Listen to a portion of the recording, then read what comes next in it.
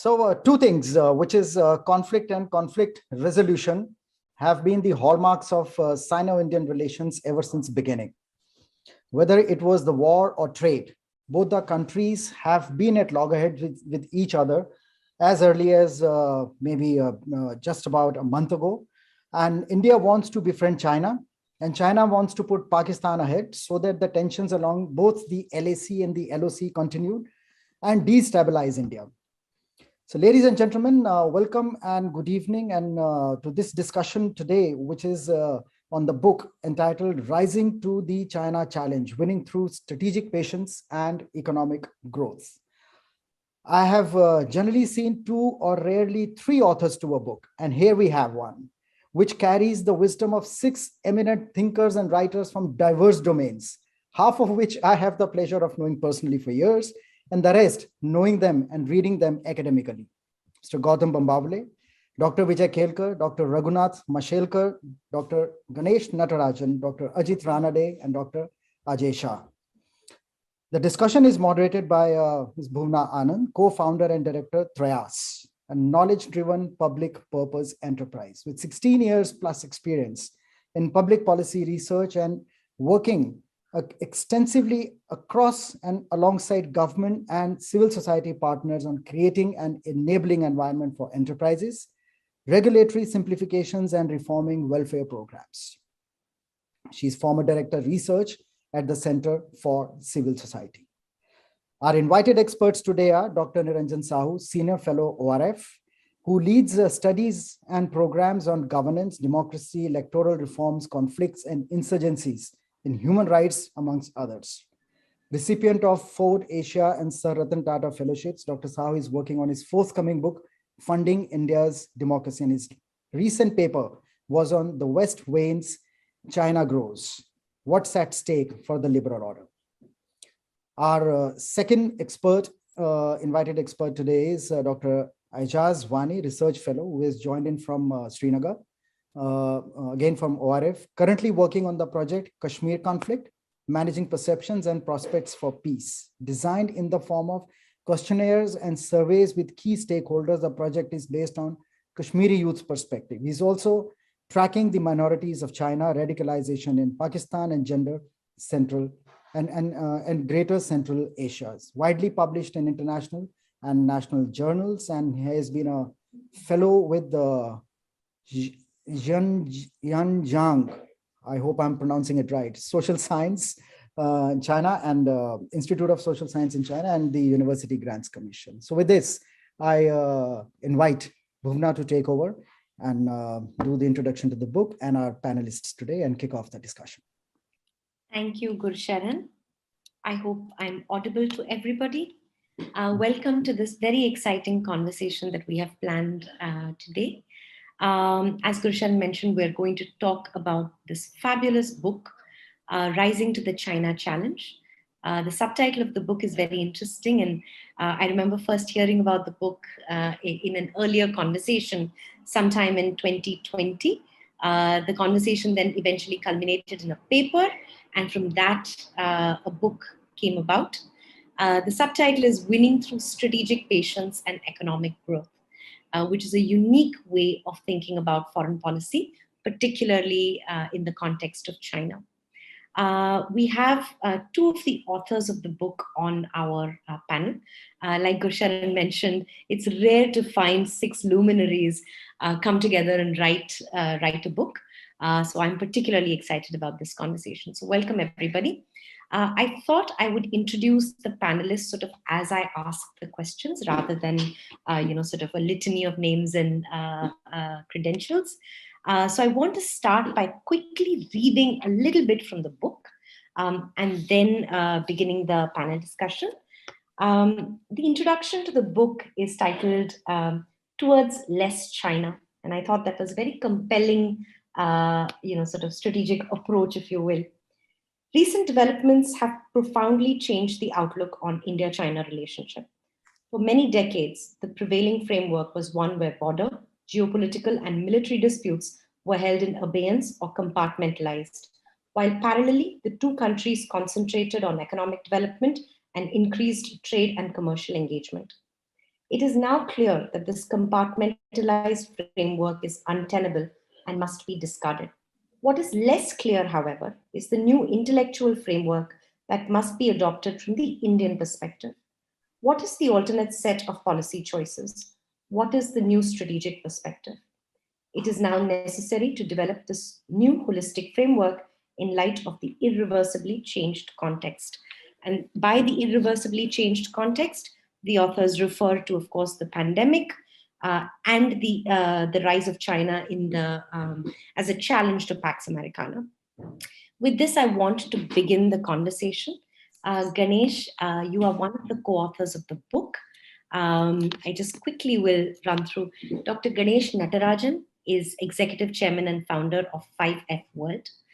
5F World is a platform for digital startups, skills, and social ventures in the country. He is also co-founder of Global Talent Track, Skills Alpha, and Lighthouse Communities Foundation, and 2 Indo-US joint ventures, Calzoom Advisors and the Center for AI and Advanced Analytics. He also serves on the boards of Principal Asset Management, Hinduja Global Solutions, Educate Girls, Asian Venture Philanthropy Network, SysTech Inc., and Social Venture Partners. That's a long list of affiliations. Welcome, Ganesh, and I'm very excited to talk with you. Let's start a little bit about the book itself. This is a sort of a grand beginning to putting an intellectual framework on how to think about China. Tell us about the germination of the idea. How did the 6 of the sort of coolest policy minds get together and write this? The process itself must have been quite a ride. And finally, what is strategic patience as a policy approach to China? What are some of the ideas in the book that you'd like to underline in this conversation? Sure, thanks, Bhuna, and pleasure to be on this panel. And thank you, Sameer, for inviting us. And just to very quickly touch upon the 2 points you raised, and of course, my colleague and co-author Ajit will then add to that. To answer your question, how did this happen? I mean, as you very rightly articulated in your introduction, I mean, everything was chugging on parallel lines. The whole China conflict and potential problems, and of course, the economic partnership with China, which was fairly robust even then. But you'll recall that in June 2019, the unexpected happened, and China actually attacked in Ladakh. And I think there was a sense of surprise, anguish. I think the military gave a magnificent response. I mean, all credit to the Indian Army. At the same time, I think naturally a lot of knee-jerk actions followed. I mean, the ban of Chinese apps and saying that, look, we should not buy anything from China, etc., etc. And which is when, I mean, Pune International Center, as you probably know, is now a very extremely good think tank, research, event organizer, etc. And the president or the vice president of the Pune International Center, Dr. Mashelkar, who is one of our most eminent scientific administrators, as well as, of course, Dr. Vijay Kelkar, who needs no introduction. So actually, Dr. Mashelkar called me once and said that, look, Ganesh, I write a lot. So he was asking me whether I would, also being in Pune, along with Vijay and Dr. Mashelkar, coordinate a research project on what could be the response to this problem. Quite honestly, I mean, having run software and training companies throughout my life, I don't profess to be a policy wonk or anything like that, but I know the industry substantially. And so that's really where I came in. And then, of course, we roped in Gautam Bambawale, as many of you know, been a very, very long-term ambassador, both to China and to Pakistan. And of course, my good friend here, Ajit Ranade, who doesn't know Ajit in terms of his work as an economist, as well as Aditya Birla Group. And Ajay Shah, who's a professor at Jindal's and also a very, very well-known economist. So 6 of us together, and you would wonder how 6 people in COVID times can actually manage to pull together a book. But I think we were very disciplined. We used to literally meet maybe once in 10 days on Zoom and have amazingly entertaining as well as educational and informative chats. And the book evolved not as a book. Initially, we thought, let's create a policy paper, because we genuinely felt that we need to be strategic about China and not tactical or knee-jerk, as I mentioned earlier. And the policy paper was supposed to be about 10,000 words and was meant for submission to various government departments, etc. But given that all of us are prolific thinkers and writers, the first draft of the so-called policy paper went to 70,000 words, because we all had a lot to say. And I was in charge of the whole industry response, of course, Ambassador Mambawale, the diplomatic response. The two economists talked about both the history, the current, and the future of what could be economic relations. And of course, our mentors, Dr. Mashelkar and Dr. Kelkar. And I think that it really turned out to be an extremely good exercise. So Ajay and I actually put together a 10,000 words from that. We kind of just culled it out. And it went to all segments of the government, got an excellent response from various people in government, including a not so excellent response from the Chinese side, which naturally people read it and said, how can you say this? And we don't mean this, etc., etc. But we won't get into that. But I think to answer your question, we said there are clearly, it's not just a military solution, because at this point, at least, militarily, we cannot really match China. We said we need to be much smarter than that.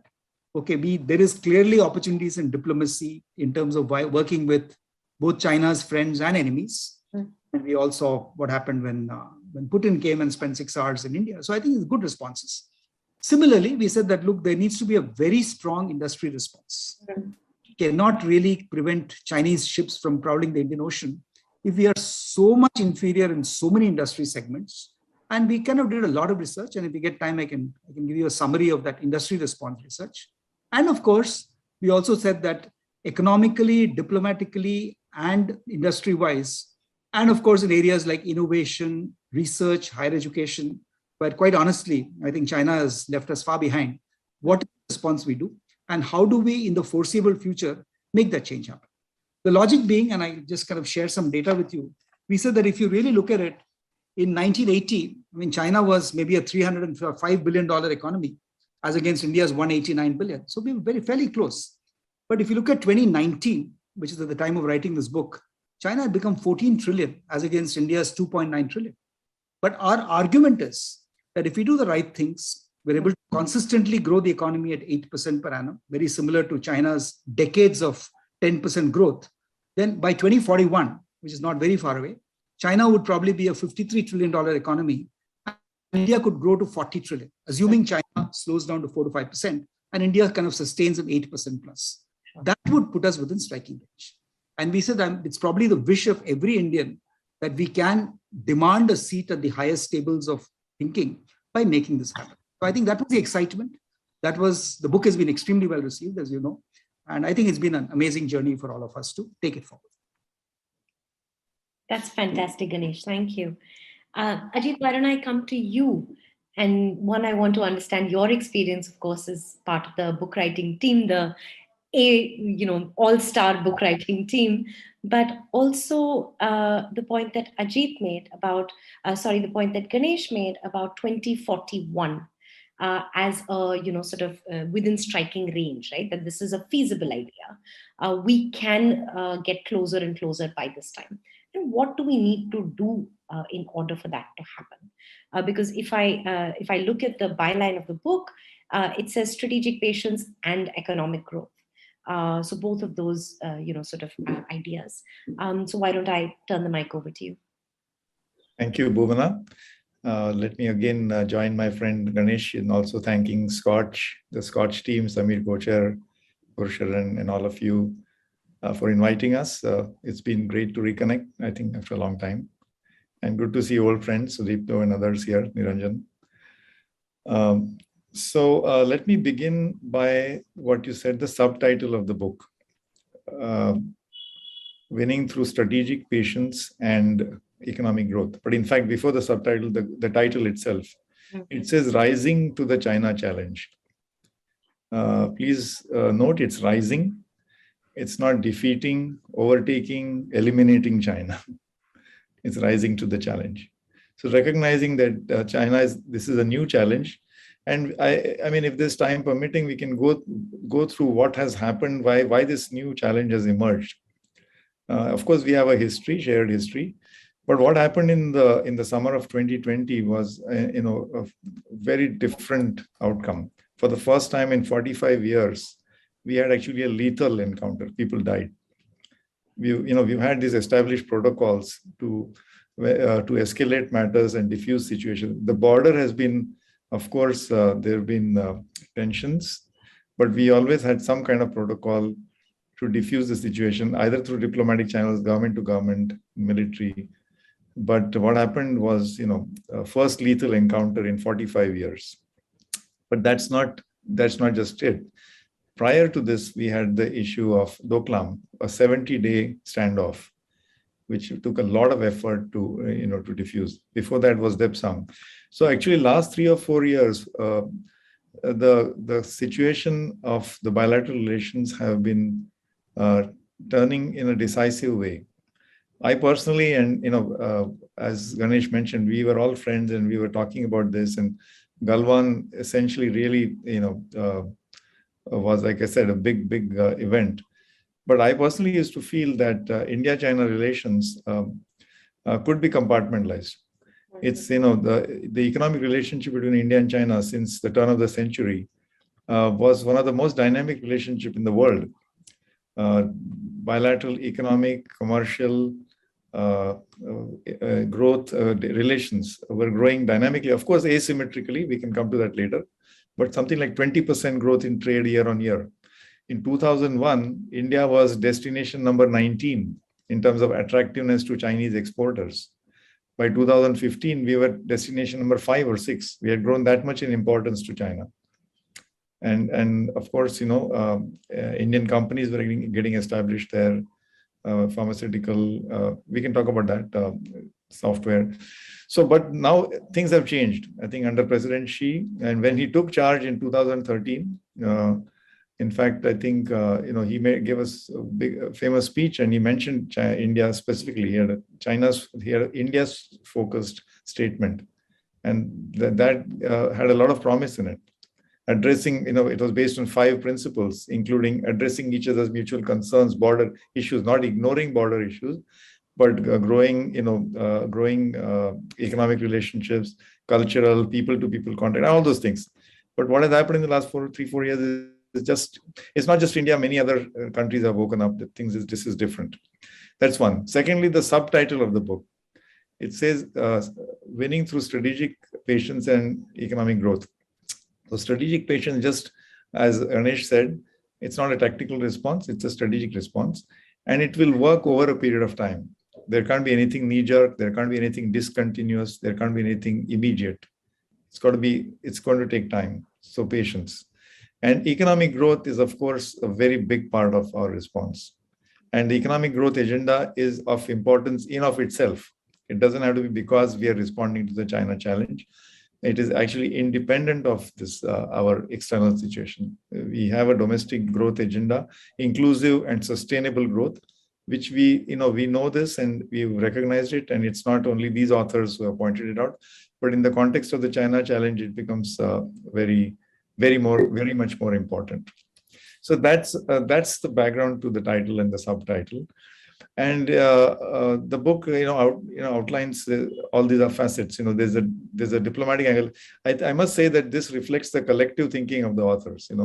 Even though Ganesh said that different people worked on different aspects more in depth, but it does reflect a collective thinking of all of us. So whatever the diplomatic stance that India needs to take, and the fact that we need to build coalitions with like-minded and opportunistic. Opportunistic in the good sense of the word, that we may be in alliance with people X and Y who don't get along with each other, but X, Y, and India will need to be together on this China thing.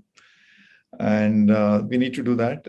We need to, now the border has become live, it was only pockets, but now the entire border is up, there will be much more vigilance, much more, their levels of tensions may be higher.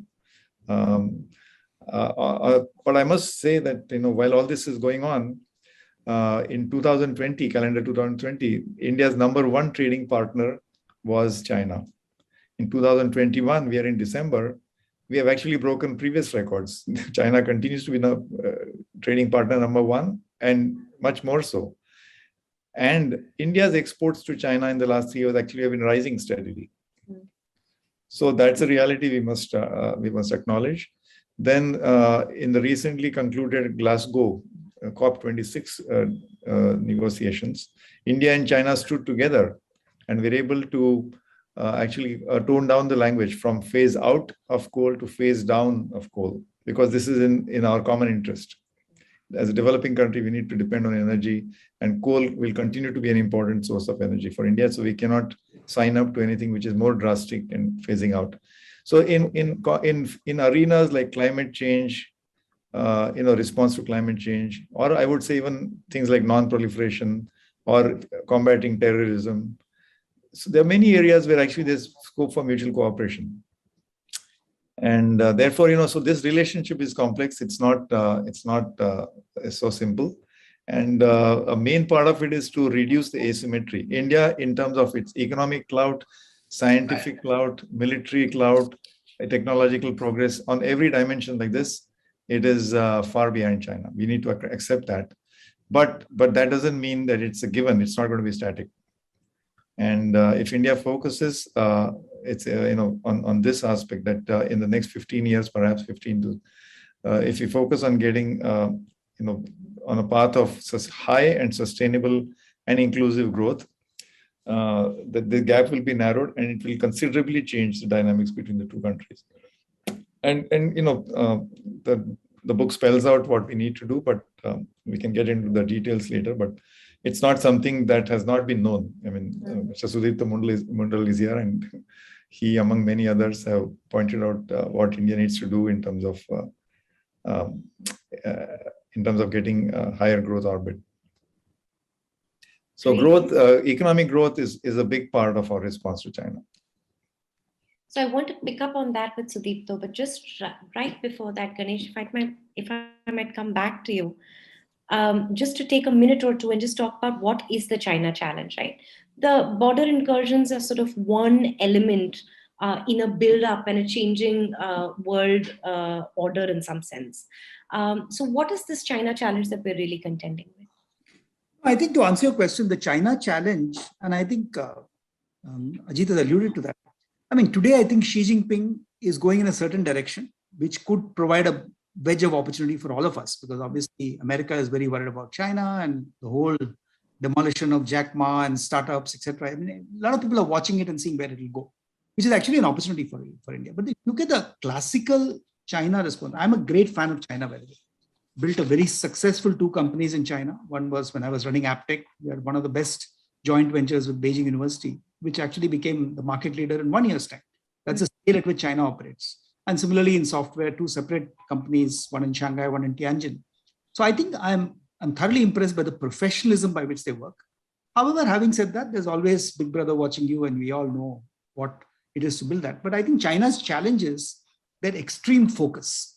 And even today, I mean, while we all think, I mean, if you look at the history, China created 13 million jobs every year by just moving people from agriculture to industry. And whether it was the chemical SEZs, the huge electronics capabilities they did, I mean, almost took away from Taiwan. So I think China's ability to scale is absolutely unbelievable. I still remember visiting the city of Suzhou, which is not far from Shanghai. And somebody just told the mayor that I was coming and I was running this software company. And he said, after lunch, he said, let me take you to the Zensar facility in Suzhou. I said, what do you mean by that? He actually took me to a building. Outside, they had actually got Zensar technologies written on it. Inside was fully done up. He said, all you have to do is hire 2,000 people and you can start tomorrow. I mean, you cannot imagine this happening in India.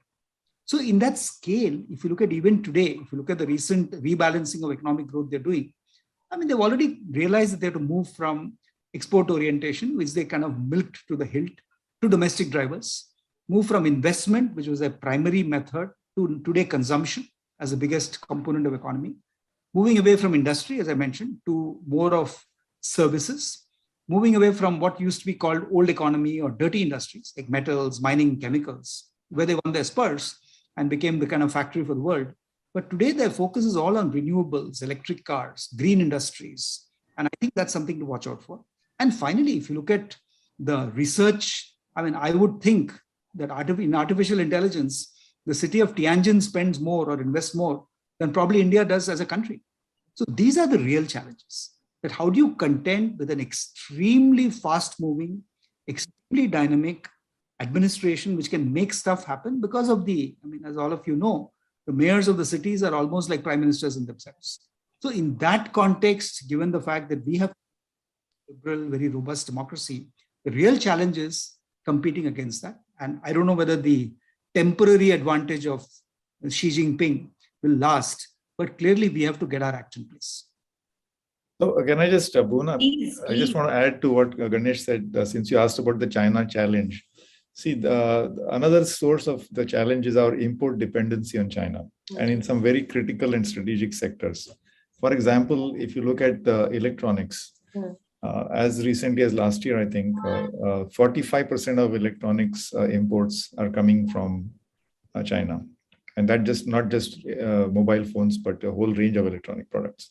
If you look at capital goods, machinery, including our power sector, 32%. Organic chemicals, 38% comes from China. Then even things like, consumer goods like furniture, bedding, you go to this big wholesale, it's coming from China, 57%. 28% of fertilizer. India has a huge fertilizer dependence on the world. 1/3 of our fertilizer consumption, which is very crucial to India's agriculture. And in fact, the Prime Minister also made some statements about fertilizer. 28% comes from China. Automotive parts, 25%. And most importantly, in the times of pandemic, 68% of pharmaceutical APIs, the pharmaceutical intermediates, come from China. In fact, I'm told even things like, air conditioning, the compressors, or the front-loading washing machines, some very high percentage, 80, 90%. Of course, some of the domestic initiatives like the PLI, production-linked incentives, is trying to address this. So since you had asked, Ganesh, I think another element of this China challenge, how do we reduce this import dependency on China? I mean, this is something that other countries also face, but in light of our relationship right now, which needs to be, redefined, or that's to be reoriented. Reducing import dependency is also a big part of the challenge. That's great. That's really helpful. Sudipta, I want to come to you next, and just sort of, in a sense, the book's big message is also a little bit look inward, right? And to borrow an idea from the book, the best foreign policy is to get a next block of high growth from like the kind we got from 1991 to 2011, right?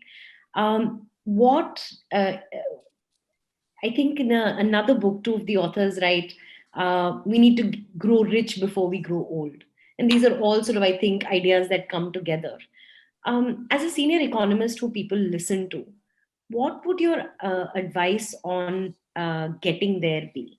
What is it that we need to do in order to get rich before we get old, to get that kind of period of high growth over long periods of time?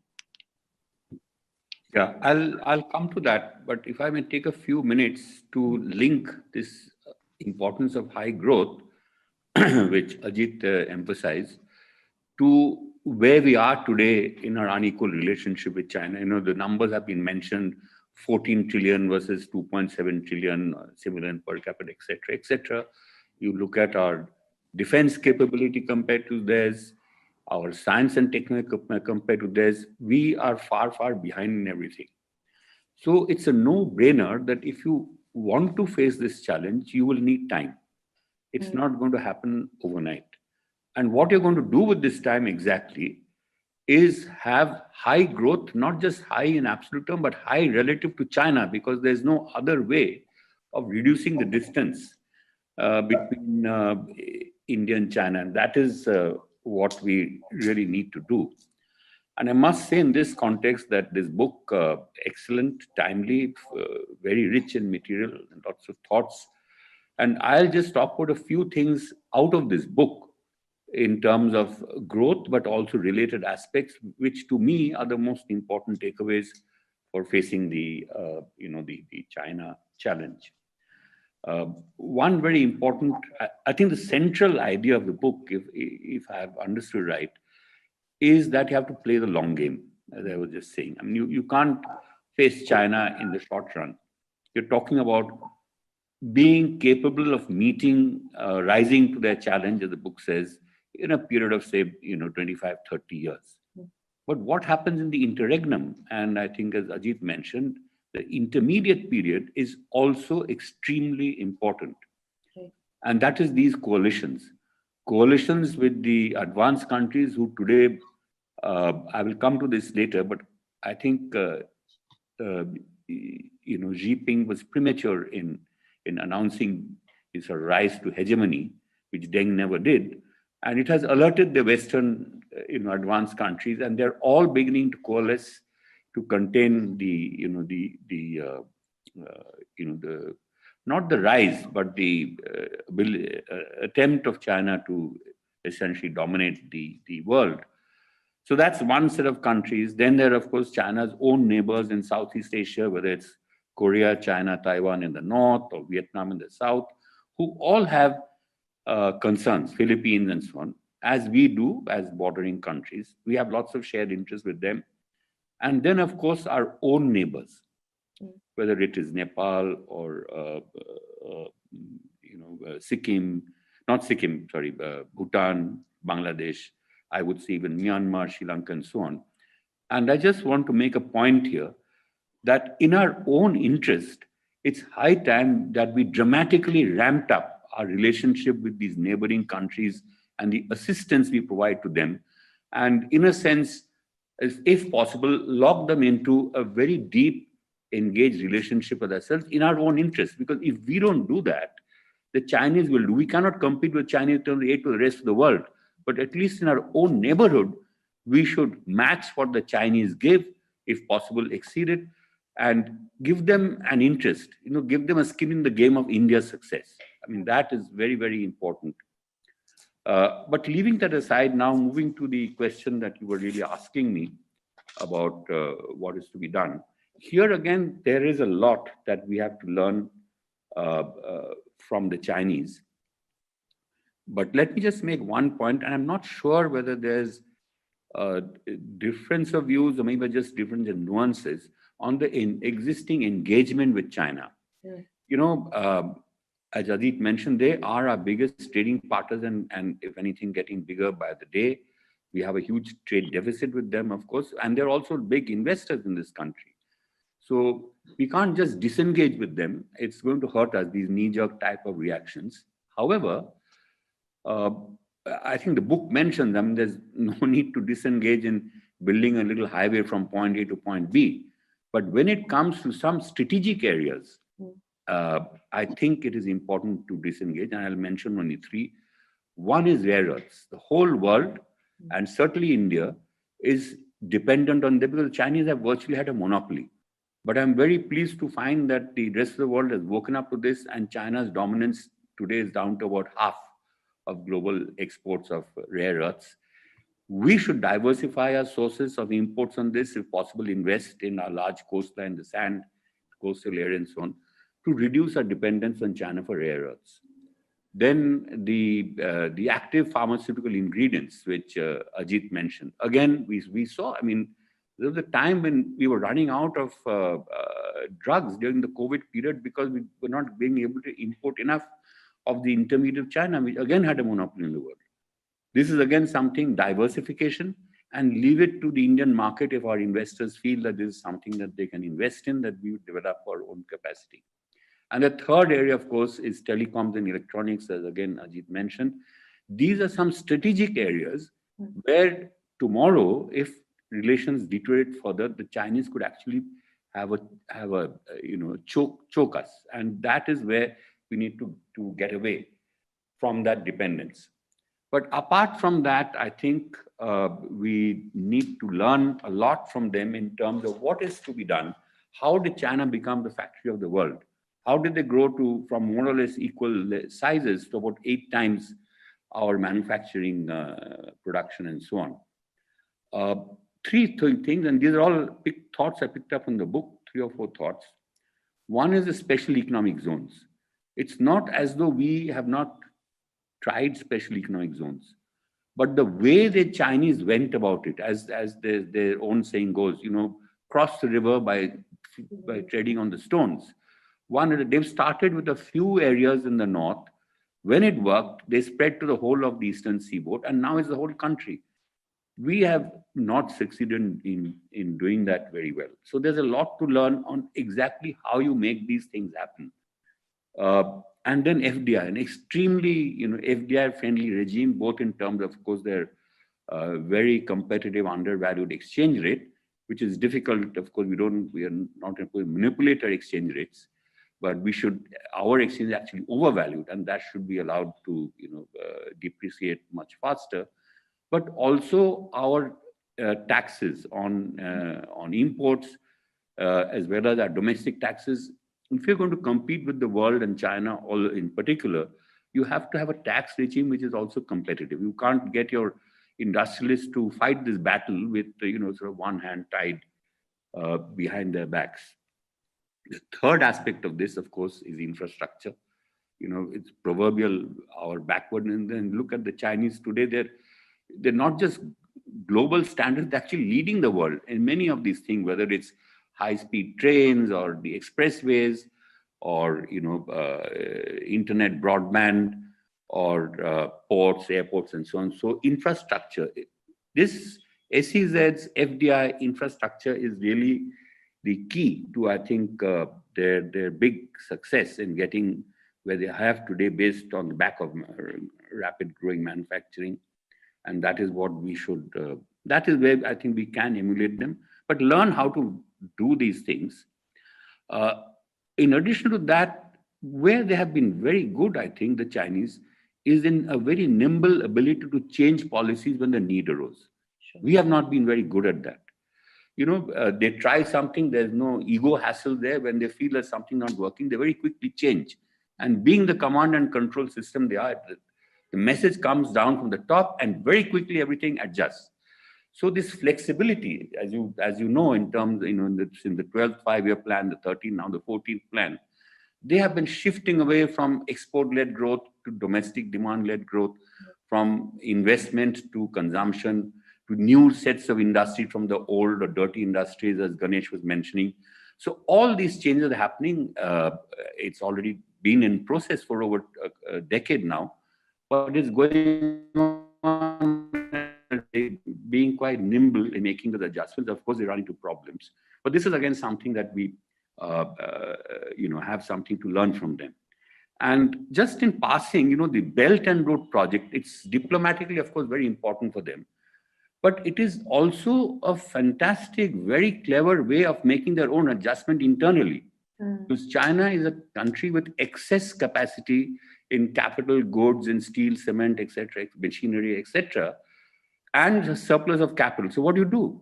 You lock your neighbors, and actually people not that nearby either, by lending them money to buy from you your projects, your steel, your cement, and you get to use capacity, which is, it's a huge overcapacity problem in these industries. So these are some of the things that we have to learn from their success, but we should also learn from our failures. And I think there's a beautiful set of, 9 or so case studies in the book, detailed discussions, which I think are very, very valuable, because you learn from them, whether it is in, let's say, chemicals or consumer electronics and so on. Why did they leave us standing still virtually, and they just rushed ahead? What were these little nitty-gritty things? This is not big strategic things, but these are little day-to-day measures, implementation measures that they took, which made it happen. And this is again something we are not good at, and this is something we need to learn from them, how to do these little things. That being said, now in terms of how do we get that growth advantage, I want to focus on two things. One is the matter of institutions. The book places a lot of institutions, a lot of emphasis on institutions as a key weakness in China, and I completely agree with that. The authoritarian regime and increasing authority is now costing China. And the best way to underline this point is to compare what I call the golden period of modern China under Deng, from around late 80s to around 2012. This was a period, decades of double-digit growth. It's never happened any time in history. They managed to do it. And this is when they left us and the whole world standing behind. But along with this, what has probably not been adequately noticed is that Deng also took measures, of course, within a one-party state, to liberalize within that system, in the sense of sharing power within their power structure, in terms of restraining the power of the one leader at the top, in terms of fixing his period of rule and so forth. And that continued until Xi Jinping came to power now. So there, I would say, a dramatic change in the institutional situation of China. You had the Mao period with one great leader. You had the Deng period, the golden period, when China changed a lot. And now you've gone back to something like the Maoist period under Xi Jinping. And in my view, a premature announcement of his desire to be hegemonic in the world, which has alerted the whole world, which is now reacting. But also during this period, China's growth rate has not been that high. It's been coming down. And this is the thing that we should take advantage of. Meaning what? We have to take advantage of institutional reforms. If I may put it, the Chinese have a very exclusive or extractive political system. However, if you look at their socio-economic system, it is far more inclusive than ours. Whether you attribute it to our thousands of years old caste system, whatever. Just yesterday, the report came out from Piketty and others, but most of us have known it for a long time. India is one of the most unequal societies in the world, especially in terms of wealth, not just in terms of consumption expenditure, which is what NSS surveys normally give you. Now, this we need to fix. So there's this misalignment. The Chinese need to align their authoritarian political system to a more inclusive socio-economic system. We need to adjust our exclusive socio-economic system to a political system of democracy. Not ideal, but it works, so that we become a holistically more inclusive society. And here, I have a feeling that it's much more difficult for the Chinese to do it, especially with a guy like Xi Jinping in charge. And we might steal advantage. If we can do our reforms towards a more egalitarian society, which we can do, it's a matter of the political will to do it. And certainly it will get a lot of political mileage for any party that initiates that program. That could give us that kind of growth advantage that I was talking about. And one final point is on demography. This is, again, a big Achilles heel of China. The aging population. We have a big advantage because of our young workforce and our low dependency ratio. However, our demographic advantage, or what you call the demographic dividend, can very easily turn into a demographic disaster unless we do what it takes to actually take advantage of this potential situation. And that means high investment, certainly in health. I mean, COVID has taught us that, but also in education. You can have any number of skilling programs that you want, but you can't skill a workforce unless they have a basic, robust education foundation. They cannot pick up the skills. And n number of studies where Asser and others have told us this story. So we need to invest far more, not just in higher education, certainly we should do that, and in innovation and research and so on, which again, we are far behind the Chinese, but also in relatively, not so glamorous things like simple basic education, because that is the foundation. And you look at China, Ganesh and others have spent time there, you will find that their population are much better educated, the mass I'm talking about. Within that, of course, once you have that, you have privileged, not privileged, but in well-endowed, extra intelligent students who then get onto a fast track and end up in a university like Tsinghua and so on, competing with the rest of the world. So this is, I would like to just end on that note, that no country has risen or caught up with other leading countries without that investment in basic education and health. And this is not a soft thing. It is at least as important as investing in infrastructure. So let me stop on that. Thank you. Great, thank you. Ajit, I have one quick follow-up. There are so many threads that Sudipto's points have opened up, but there's one that I wanted to pick up with you. There are clearly a set of reform ideas that are playing on several people's minds, right, including yours. And I know this has been, sort of talked about to death, but 5 headline reforms that we have to do today. so that we can, play this game of 20, 25 years and get on this path of creating jobs and growth and so on? Well, one headline has been playing in India for the last 12 months, which is agriculture, right? So clearly, unshackling agriculture, we don't have time to go into all the details, but we need to first of all accept and acknowledge that agriculture continues to be extremely regulated and extremely shackled. Say for example, half the output, 40% of the output is done by tenant farmers, but tenancy laws are very restricting. There's so much price control on inputs, outputs, exports, imports. Agriculture credit doesn't, not even half the farmers get agriculture credit, formal credit. They get it through money lenders or relatives. So we could go on and on. So agriculture is one area, big area that needs to be really unshackled. Secondly, in general, the factor markets, we've done well on the industrial licensing was removed. Banking was deregulated, but on the factor markets, land and labor, a lot of reforms are still, not even begun, or there's a lot needs to be done. Third, I think is commitment to openness. India is not going to grow at a high rate of 8% inclusive growth unless we tap into global markets. And to tap into global markets, you need to be committed to the principle of openness. You can't build protectionist walls. In fact, the name of the game now is to be part of global value chains. If we have free trade agreements or alliances, it's going to be production is going to be spread across many countries. And therefore, we need to look at sectors where we have an employment intensive part of the value chain. So we should focus on employment creation and not value addition, which has been the traditional norm. When we look at FTAs, we want 35% value addition, but we should rather look at the short point is that when you're committed to openness, you need to be open to ideas of participating in global value chains and having low tariff barriers, both for imports and exports. So principle of openness.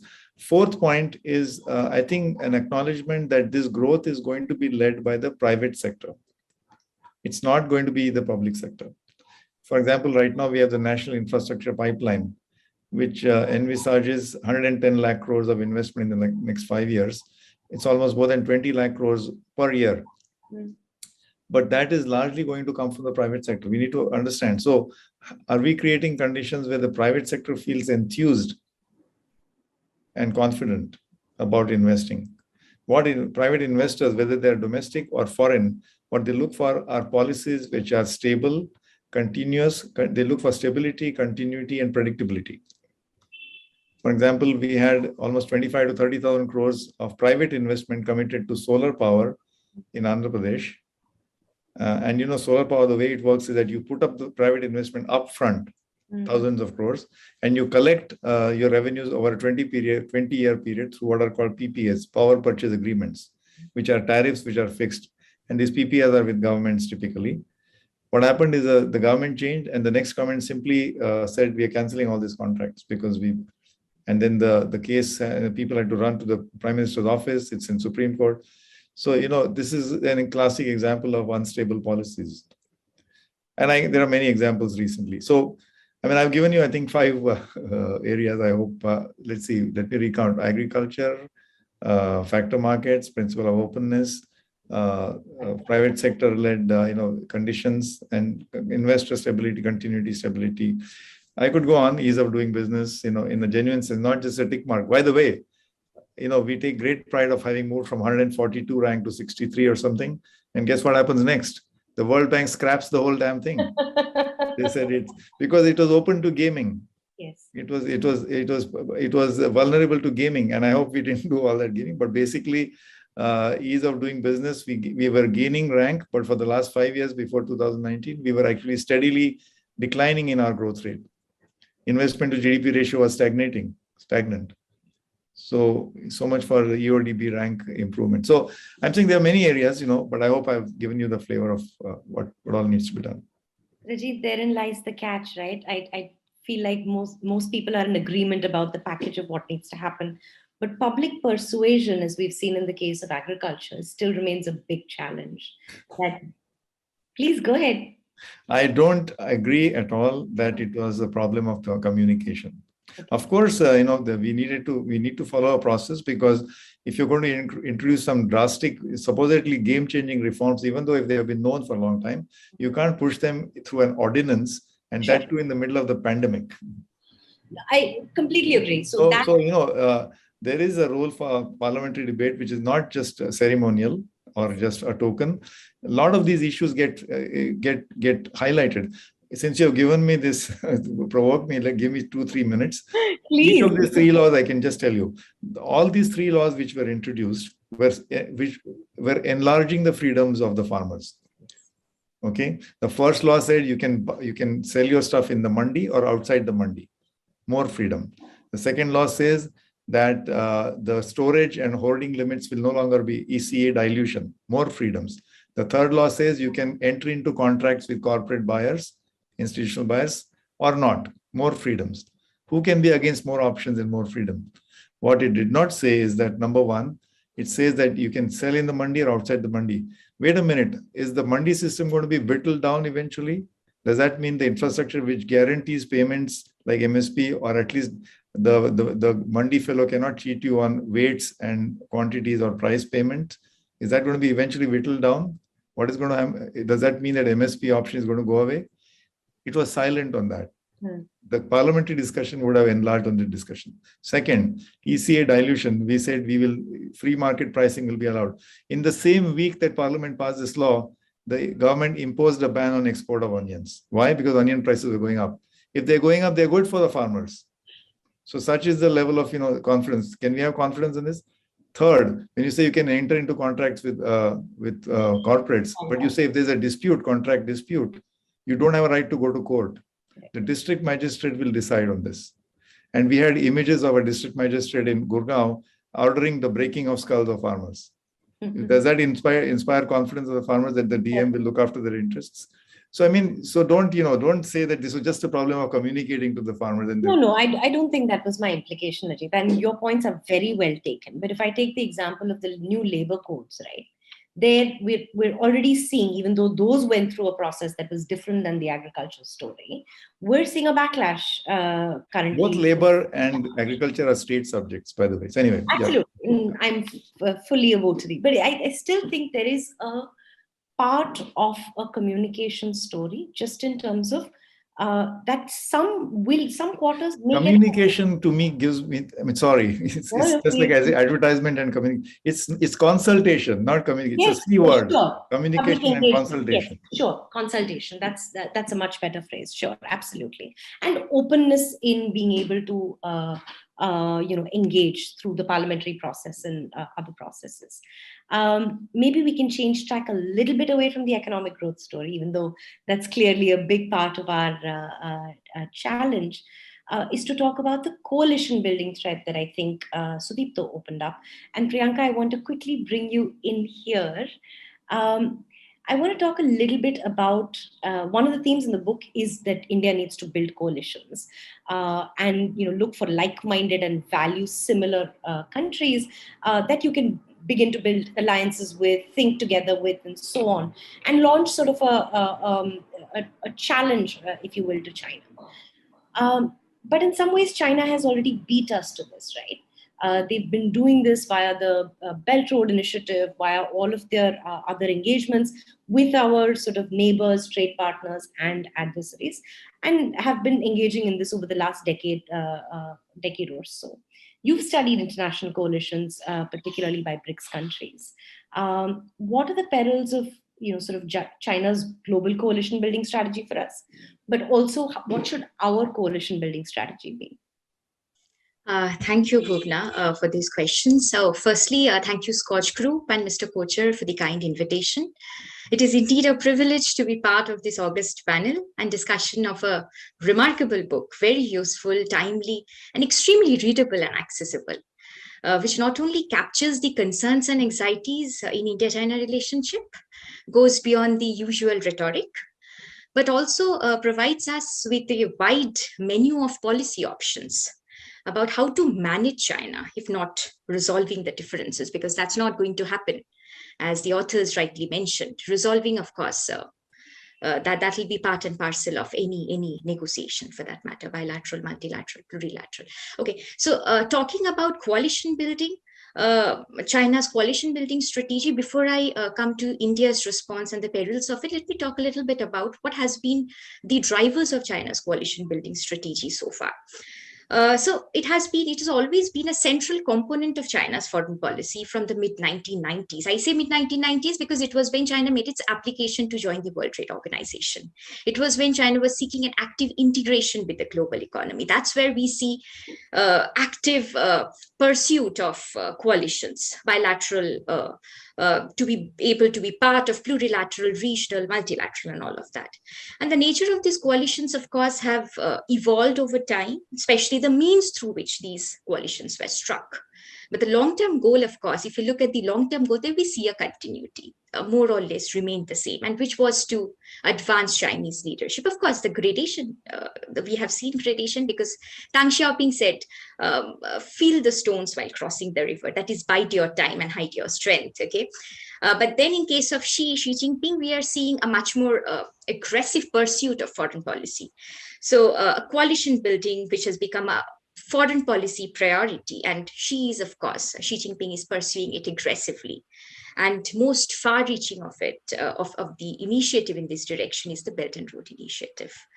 The objective is to recreate this ancient maritime overland Silk Roads connecting China to the rest of the Asia, Middle East, Europe, all of that. And Mr. Monle rightly mentioned that, of course, China has a hidden objective. Now, the objective is very much out in the open, which is reallocation of China's large foreign exchange assets away from low-yield US Treasury bonds to high-yield infrastructure investments, creating alternate markets for Chinese goods. And along that, in the BRI, for BRI projects, for funding BRI projects, we've also seen how China has spearheaded creation of multilateral institutions, the AIIB, the NDB. NDB, of course, is part of the BRICS, but we know that in any kind of regional grouping, leadership is important, who advances the interests of the group, and China has taken that kind of leadership in NDB, in BRICS. And these institutions, of course, part of these multilateral, minilateral groupings, regional groupings, but China played a very important role, and Chinese influence, of course, in these institutions. We have seen, again, China deepening its influence in these institutions. Now, coming to Africa, Latin America, we have seen how China has also deepened their influence in these region, been a largest provider of financing for these countries, where China Development Bank, the CDB, offering more loans than the World Bank in 2018. Then, and if you look at these coalition building strategies in Africa, or in Africa per se, the rhetoric or the motivation with which China has sold the projects is within the context of these old non-aligned movement and Bandung spirit, trying to depict its current dealings, of course, which Africa as a win-win cooperation, portraying that Africa's current relationship with the West has been more of an aid-donor relationship, and China is trying to deviate from that. And China's credo of course, the non-interference in domestic affairs and separation of business and politics in Africa has been music to the ears of African leaders, and we see who fall over each other to sing praises of Chinese cooperation with their countries. And what has happened as a result? Indeed, within a mere decade, more Chinese have come to live in Africa, and a number of Chinese entrepreneurs in this region are also practicing. We have seen them engaging in a lot of malpractices. For example, gunning down of local workers in Zambia, imposing these appalling working conditions on the African employees, and not much state level resistance because of that kind of tacit alliance that China has been able to enter with the African leaders, especially the elite groups. And these coalition building in Africa, most parts of the Africa, China does not discriminate when it comes to the African states. It is done through economic reward, but increasingly, of course, we have seen it has been done through these indirect, implicit and sophisticated campaigns to win the hearts and minds of today's and tomorrow's African elites. Latin American case is a little tricky because Latin America, China finds itself caught between the intensifying rivalry with the US, because US has a dominant influence in that region, and Latin America also faces some uncomfortable choices in geopolitics, in commerce. But then, nonetheless, China has emerged, in fact, as region's best commercial client. And then Central and Eastern Europe, the story is again somewhat similar. There, China has taken advantage of local vulnerabilities, weaknesses like fragile state institutions, elite capture, weak civil society, to exert its own economic, political, and soft power influence. Now, one of the important implications for global politics of these kind of cultivation of coalition of developing countries and somewhat developed countries, it provides Beijing an incentive to side with countries in dispute with the Western countries. So that's what China has been able to capitalize on. So China is expected to step up symbolic and acts of solidarity with developing countries facing Western pressure, for example, Russia for that matter. If you look at the China-Russian partnership, they are aligned. That's an issue-based alliance, and most of these alliances, they come together when Russia faces increasing Western pressure. Similarly, China has also stepped up its oil buying from Iran, defying US sanctions and all of that. But the coalition building story is, of course, not without challenge. China faces resilience, a lot of constraints, a lot of backlash, especially if you look at these BRI loans. More than half of these loans to BRI are tied. They have lots of strings attached. Tied means that they must be used for procurement from Chinese companies, which is again deeply, deeply problematic, and it keeps beating on BRI projects closed and opaque. China inflates their value, leaving countries struggling to repay their debts, and also imposes these harsh conditions on these debtor countries when they run into financial problems, seizing their strategic assets, which we have seen in case of Hanbantota, in Sri Lanka, in Hanbantota area. And then the other problem is with the COVID pandemic, there's been a greater disillusionment about Beijing's ability to deliver on the promises or the specific terms of certain investment deals. Even friendly governments are more skeptical of China now, and they're keener on reaffirming their ties with the traditional partners, United States and EU. And at the local level, Chinese projects, for example, in Southeast Asia, in Malaysia, in South Asia, in Bangladesh, have also faced a lot of pushback from subnational actors like trade unions, workers. Of course, the COVID stigma played a very important role.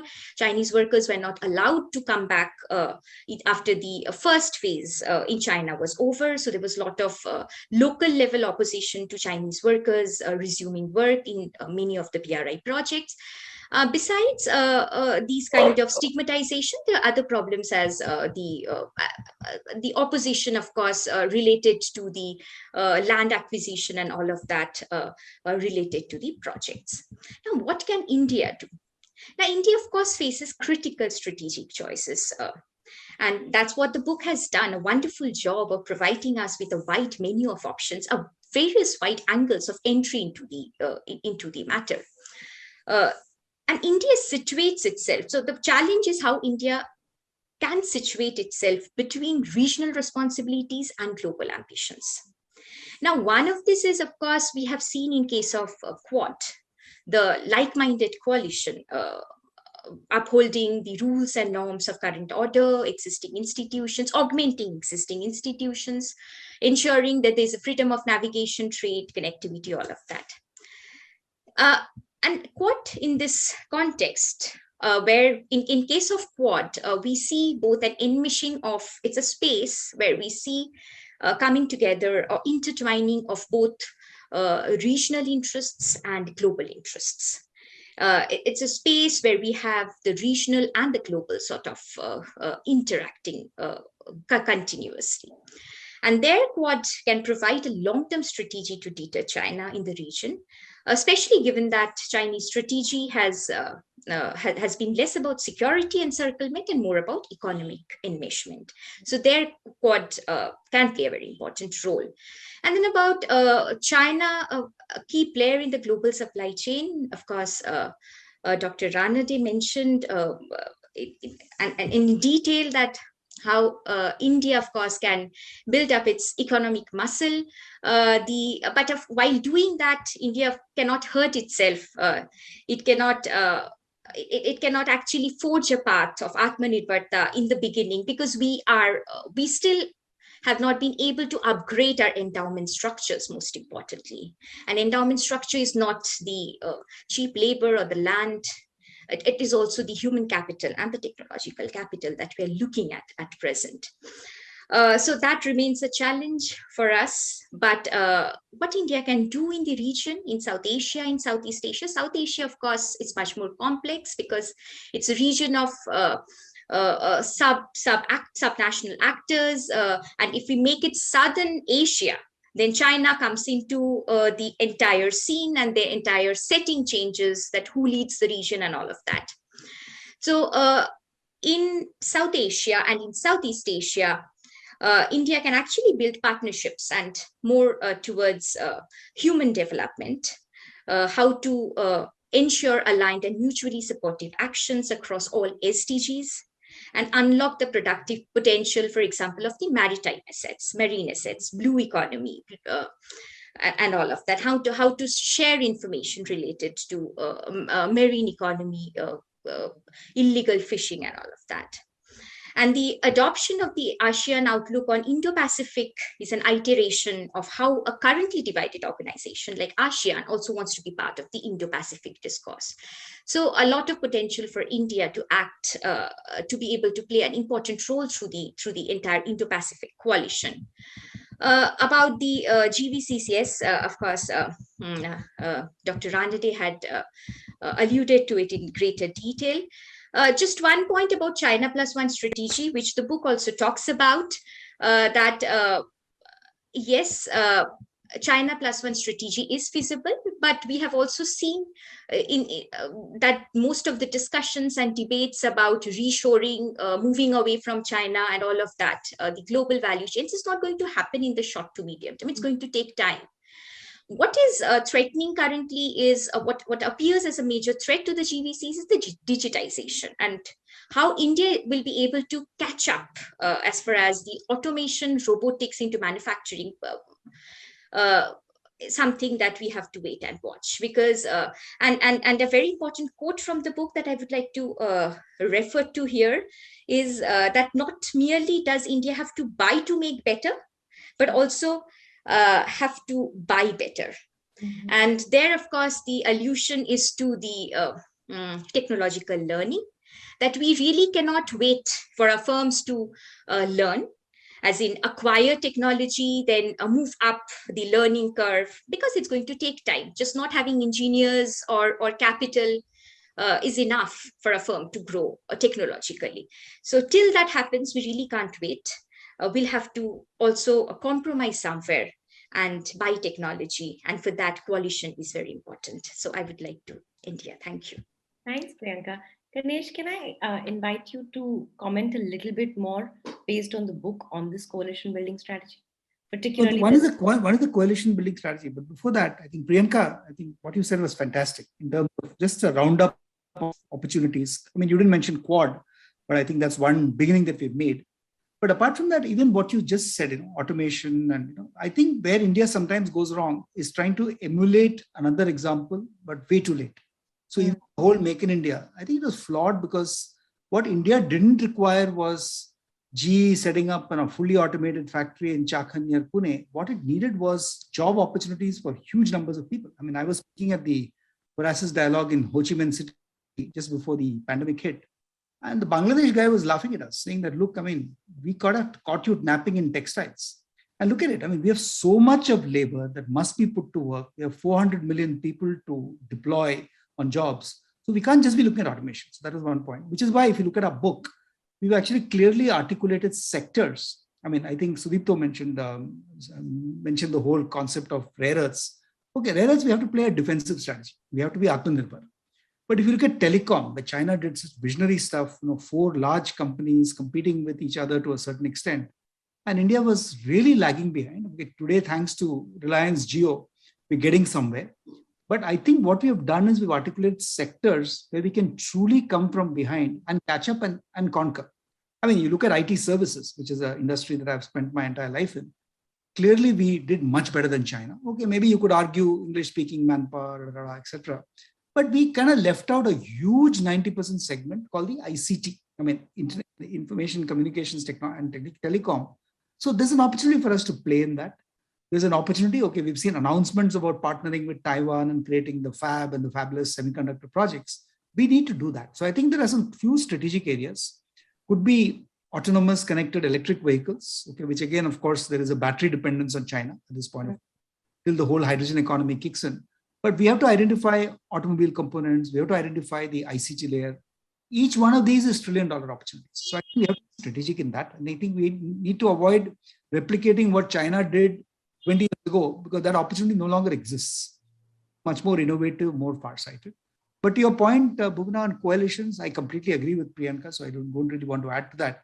And I think, again, Sudipto mentioned this earlier, that, I mean, we may not have the money or the intent to do this around the world, but for heaven's sake, at least those 4 or 5 countries where we can match or exceed China's investment appetite is extremely important. Otherwise you're like encircled by countries who are leaning towards China because of the sheer economic difference between what we do for them and what China does.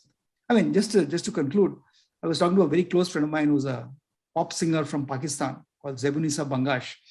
And she was telling me that, look, I mean, I was asking her, how come you guys don't experience COVID? This was last year.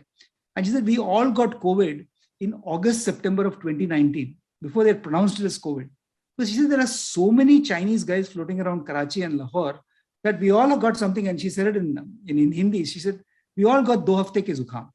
And we didn't know what the 2 hafte ke zukham was. But she said, that's the reason why Pakistan never had a problem of COVID, because you called it COVID way after we had all recovered. So, I mean, the reason I'm saying this stupid anecdote is it shows you the extent of involvement of China in our neighbors. And totally agree with you, whether it's the port of Colombo or wherever else, we've got to get much more strategic about partnerships. Great. And this would be a great time to ask Niranjan from the ORF to step in as well. Niranjan, are you still with us? Yeah, very much. Hi. And thanks. It's been so engrossing, actually. I mean, listening to what Mr. Natarajan said, and Ajit, of course, Dr. Mundle and Priyanka gave a kind of touch. I think it's been a very fascinating discussion. I think I didn't miss even a second, actually, and learned probably a lot, because I'm not really hardcore China expert, but since I double on democracy and governance, so I actually end up spending almost a year to produce a long paper on Chinese threat to democracy and basically on liberal order. In the process, I covered many areas that been discussed for last 1.5 hours. So a couple of things that I would like to flag off, since I have not read the book, but whatever I gathered from this discussion. One thing I'm curious, actually, when we look at the kind of a vast, I would say, that inequality in national power between China and India, and that gap which continues to grow actually every year. One thing we actually, even if we analyze hardcore economics, trade and many other things, I think one thing that probably we should not miss is about comparing the two political systems. Because there are two different political systems. One is a very, very noisy, chaotic democracy and deeply federal country where, as Ajit said, states actually are the one who actually take up most of the things. And each state has its own political dynamics. And state have also incentive to push reforms, because in certain way, a lot of things are actually centered around political finance, the political funding. In fact, a lot of reforms actually in this country has not taken the year, because you have a clear linkages of, big business or other funding, certain type of, kind of policies. And many of our policies are stuck. So that's one thing. How do we actually, how do we compare two different systems? Because one is a highly centralized system, where the Politburo decides and it goes and they have to just implement. There is no question asked. For instance, the agriculture policy that we talk, at least in parliament, we had some noise and some other thing, but you will never hear in, China when they do a reforms, or when they abolish their property right and when they reintroduce. So that is one. I think these aspects need to figure out, because this is where actually the problem lies. We are a deeply, open society. Despite, democratic backsliding and other things, we still have that taste. Second issue is about Chinese state characteristics. It's a kind of, I would say revisionist state. It's a middle kingdom syndrome. It might be a big, giant. It's like a 14 trillion gorilla, but it also suffers from identity crisis. It's a deeply inward looking state. Actually, it doesn't trust anybody, and wherever it has got opportunity, it has actually tried to show its actually power. When you look at even the kind of relationship it built with Japan to benefit from the investment and other thing for decades, and then when it became powerful, it started as asserting. And same thing you look at with India. Strategic patience, what you call, I would say it's like a security kind of detained it put, but today it is showing a different kind of way. So for a country of our size and ambition, we do not want to be a kind of revisionist power like China or the thing, but we have our own, kind of responsibility and historical trajectory. So where do we actually really match with a China? They are, what Priyanka said about coalition building or the thing, this Quad or getting closer to US or the thing are very smart moves or the thing. At least in the short run, we can, checkmate China, the things that is happening in the border. But that will not take us anywhere unless we really focus on the national power, which this book has been focusing. I think some of those ingredients are actually great thing to ponder actually probably more deeply, some of those reform steps, some of those things that I would come back, especially on education. The NEP, and National Education Policy, which we have put up to 2020, which is a very path-breaking, kind of policy. But can we really implement it the way China has done for decades? Because again, we have also problem as well as advantage of federalism. This has to be again implemented by the states, and you have states, certain states we have already said that they will not implement.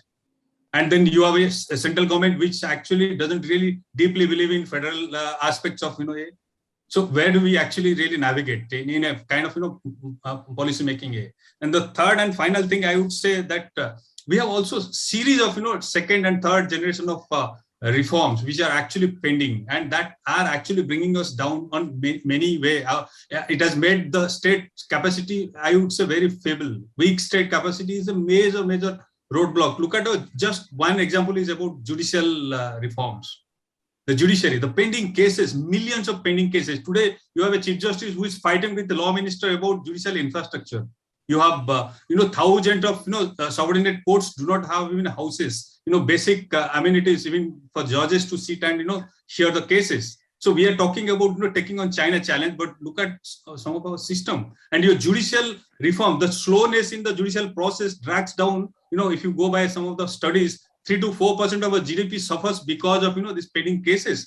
Many of your disputes, other thing, including corporate disputes, other thing, contract, all those cannot be enforced because your judicial process is so slow and decades, backward in terms of digitization and other thing. So is India really ready to take on China challenge?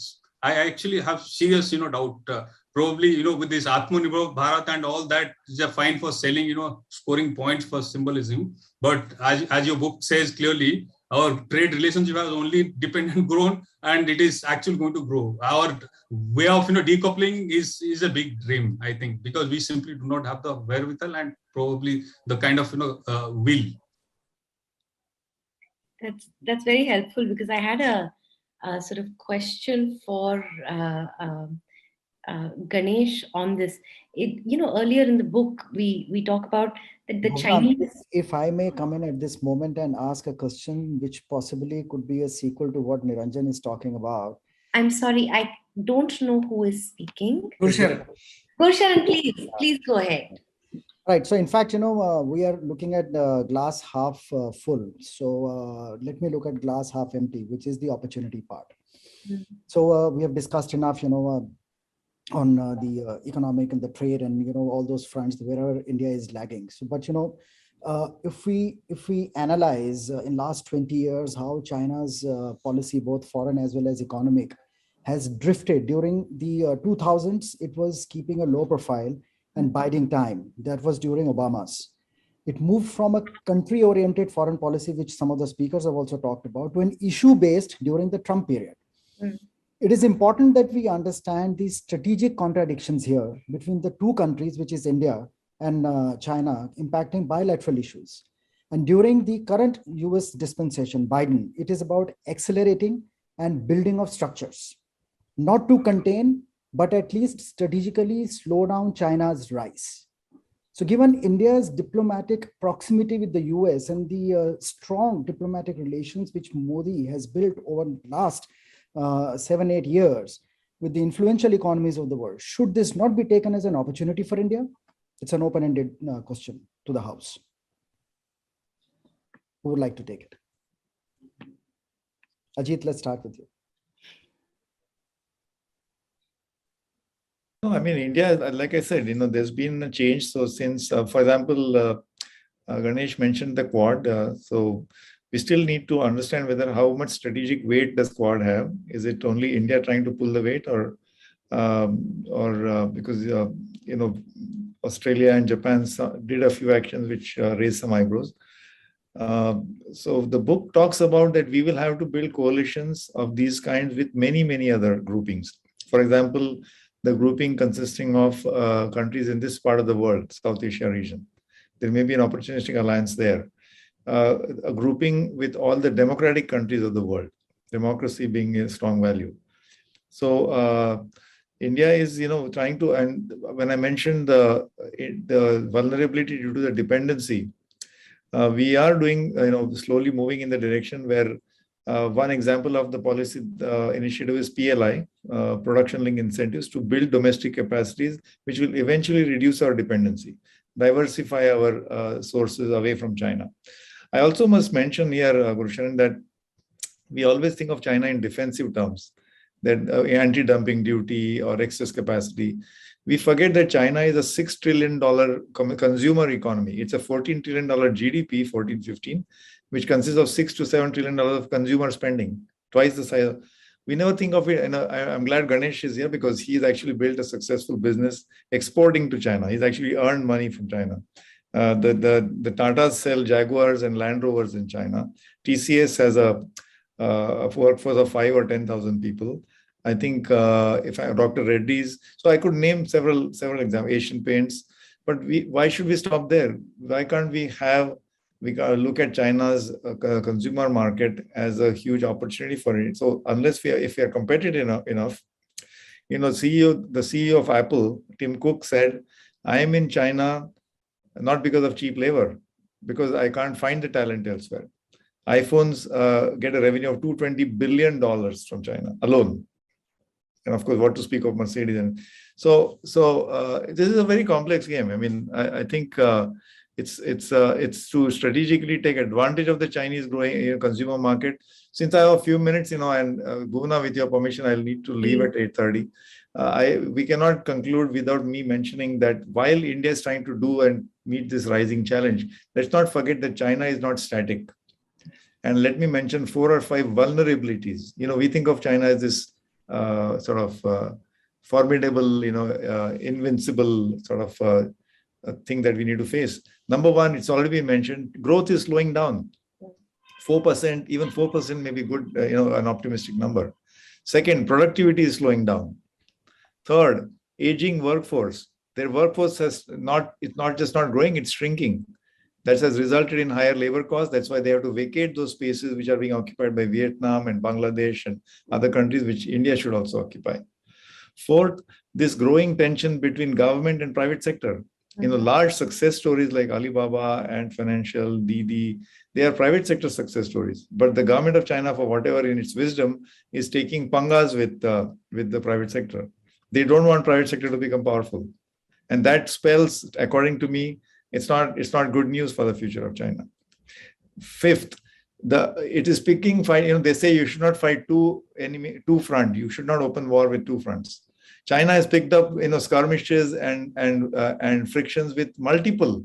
Philippines, in the South China Sea, the US, Trump, continuing into Biden, India, Japan, what are those islands called? So multiple, it's picking up frictions with multiple countries. Now, I think Priyanka mentioned the BRI, I think the debt diplomacy, but there's a backlash now of the debt diplomacy. People are not happy about getting indebted into China, and they're actually going to possibly default on those debts. So let's not forget, all this is happening also in China. And of course, the last thing is social media. While there may be, the draconian controls and freedom of expression is highly restricted, but nobody can control this genie called social media.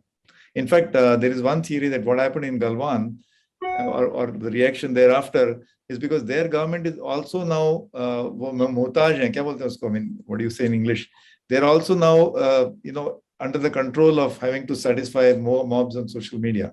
So you can't, you just can't bottle up social media in China. So, and one more thing I want to mention on the Indian side, we need to distinguish between government-to-government relations and people-to-people relations. Chinese government is very different from people of China. So we should intensify the people-to-people contact, whether it is government, whether it's university to university, cultural, teachers exchange, student exchanges. I think we should, in fact, strongly encourage that. India invests very little in understanding China. When a visiting Chinese delegation comes, it's difficult to find a Chinese interpreter, Chinese language. Our universities should be spending hugely on Center for Chinese Studies, at least the language, the history, the culture, the ancient civilization. And of course, Chinese tourists are the number one tourists in the world. Outbound tourism before the pandemic was 137 million people annually. Biggest number in the world. How many come to India? 50,000. How do we know this? Because the visas are issued in Shanghai and Beijing. Can we not get at least 1% of the Chinese tourists to India? 1% of 137 million would be 1.37 million. Each of them spending $2,000 here is straight away about $2 billion of foreign exchange. And the Buddhist circuit, customize the Buddhist circuit for them. They'll be happy to, they shouldn't think of India as a dirty country, tourist unfriendly. It should be the other way. We should be opening tourism offices of course, this is the wrong time to talk about all these things, but these are the kind of strategic long-term things we should be thinking about. This is, of course, the mahal is not right because there's too much, garma garmi, and social media, of course, that social media god is what we pay obeisance to. But these are strategically important things for India to do. So I'll need to step out. It's 8:30. But with your permission, Samir and Gursharan, and of course, Ranjan, Priyanka, Dr. Aijaz, Sudipto, Ganesh. Hey, Ajit, it's 8:28. So I think we'll give Aijaz at least 2 minutes before. Yes, absolutely. No, that's not fair. Give me more time. Yes, sir. Thank you so much for joining us. Thank you. It was an August gathering, and I got certain new points to research upon, especially when it comes to BRI and minority regions of China. So, sir, you talked about the economy, this debit diplomacy in BRI. In your book, you have written about the strategic patience, but how much patience we should have? The debit diplomacy has created much more vulnerability in Central Asia. And they are coming to us from year to year. From 2018, they have come to us many a time that please invest something in Central Asia. But look at our policymakers, what they are doing. Only we are having, when our external affairs minister visit that country, there will be some sort of news and some sort of policy making. But once he comes back, it once again becomes masterly inactivity in that area, because I have been dealing with Central Asia from last 10 or 12 years. The Central Asia, where we can have strategic goodness or strategic appetite to deal with China, is the one of the best things after South Asia, because that region, if we see the strategic deals and other deals with that region. We have many deals, but they did not go beyond a table in the MEA. They remain there for years. And once someone comes from Central Asia, then we think that we should do this and this. That is first problem. Second problem with China is, see, they have made their alliances with authoritative regimes. I have recently wrote a paper that how they silenced Muslim world on Uyghur issue. They have made alliances on the basis of authoritative regimes. If we see most of the Central Asian regimes are Pakistan or Turkey or Middle East regimes, they are authoritative in nature, and that is why they used their tilt towards authoritative regimes for their own purposes. On the other side, we now have CAD, like-minded countries, what we say, America, Australia, and other European countries. We have now, we need to have strategic partnerships with them to deal with China. I will give example of 2 days back. 2 days back, US said that we will diplomatically boycott Beijing Winter Olympics. And within 12 hours, New Zealand also boycotted it. Within 24 hours, Australia boycotted it. Australia boycotted the Beijing Olympics not on the basis of human rights violations in China, especially among Uyghurs. But they said that their prime minister said it is in our national interest. We are having problem with China, we should do it. Then came Canada. And today it was UK. But what India did, they will take time. See, if we have to go with the like-minded countries to deal with China, we have to do it within some time. We will take weeks together and then we will have some sort of that, okay, I don't think that we will go for this diplomatic boycott, but we should do it to keep like-minded countries in our favor. If we will not do it, so they will think that we are playing a dual policy. That is one problem. Second problem is, every country from last 3 years, when this news of concentration camps was blown up by media, every country gave some sort of platform to Uyghurs. But what is our stand? Even now on Tibetan, that is there we are having some strategic problem. We need to think on that. Okay, economic decoupling, we need to do it. See, America. I recently wrote an article of Global Times that this year American-China trade will break the records. But still, they are doing some strategic things to deal with China. But we are on वो क्या कहते हैं मूत mood. We are doing nothing. Third thing I will add on LAC. I have visited the Xinjiang in 2013-14. I have seen the infrastructure they have built, especially roads, railway lines, and airports on their side. And I have, with the help of Jabin Jacob sir, because I usually go to him, sir, help me here, I need some comment. I have recently written a paper. But if we see our side, now when it comes to Kashmir, from last 30 years, we cannot make a all-weather road. So anywhere we have a problem. We have to do some strategic thinking on it, that anywhere within our country we have a problem and how to deal with it with. They need to do it within no time. But they will think that okay, in next 3 years we will judge where our problem is. Time is, we are losing time now. Because we have to think smartly. And that is how we can checkmate China. And we do not need to worry about the rising trade with China, because it is our need. We are not having so developed infrastructure, so developed industrial system. That is our problem. We have to deal with it. Then we can checkmate China. Thank you, sir. Ajaz, thank you so much for that. And that's near perfect time. I want to thank all of the panelists and the discussants who were able to join us, particularly Ganesh and Ajit for joining us and talking about the book. Sameerji, thank you for this opportunity. This was a wonderful way to bring the book to public attention. Thanks, everybody. Have a good evening. Very well moderated, and thanks everyone. Yeah. Thank you so much. Bhuvna. Thank you so much. Thank you. Bye-bye. Bye.